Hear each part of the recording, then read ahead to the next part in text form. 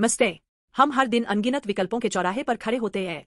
दोपहर के भोजन का मेनू चुनने जैसे छोटे निर्णयों से लेकर जीवन बदल देने वाले बड़े फैसलों तक हम अक्सर निर्णय पक्षाघात से झुकाते हैं, अनिर्णय की धूसर क्षेत्र में खिठकते हुए। प्राचीन इसराइल में एक अरब राजा के शासन के तहत लोगों को यहां तक कि राजा द्वारा भी बाल नामक मूर्ति की पूजा करने के लिए प्रेरित किया गया था। ईश्वर के पक्ष में खड़ा होना आसान नहीं था। लोग हिचकिचा रहे थे, धूसर क्षेत्र में रहकर एक दूसरे को सावधानी से देख रहे थे। उस क्षण नबी एलिया ने नन्हा के सामने साहसपूर्वक खड़े होकर पुकारा, तुम कब तक दो रायों के बीच डगमगाओगे? एक राजा 18:21।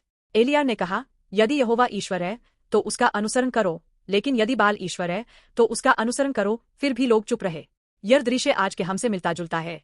सही और गलत को जानते हुए भी हम बहुमत का रास्ता या जो लाभकारी लगता है उसे चुनते हैं, धूसर क्षेत्र में बने रहते हैं। लेकिन इस धूसर क्षेत्र में रहना कभी भी सुरक्षित विकल्प नहीं है। यीशु ने कहा, कोई भी दो स्वामियों की सेवा नहीं कर सकता। मत्ती 6:24। हम एक साथ ईश्वर और संसार के आयुठे मूर्तियों की सेवा नहीं कर सकते। बाल, जिसका अर्थ है स्वामी, को समृद्धि और उर्वरता का देवता माना जाता था, लेकिन वह एक अयूठा और खोखला मूर्ति था। यह उन व्यर्थ सांसारिक मूल्यों की ओर इशारा करता है जिनका हम आज पीछा करते हैं, धन, शक्ति, प्रसिद्धि, सफलता। एलिया की पुकार की तरह सच्चे स्वामी को चुनना हमें मुक्त करता है।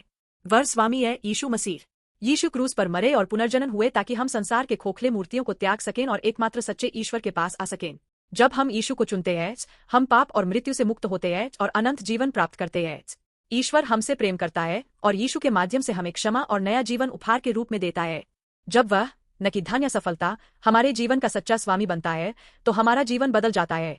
हम सच्ची शांति पा सकते हैं जो आसपास के दबावों से अटल रहती है। आज इस क्षण में आप किस पक्ष में खड़े होंगे? अब और हिचकिचाए नहीं, यीशु के पक्ष में खड़े हों। यह चुनाव आपके जीवन को पूरी तरह बदल देगा।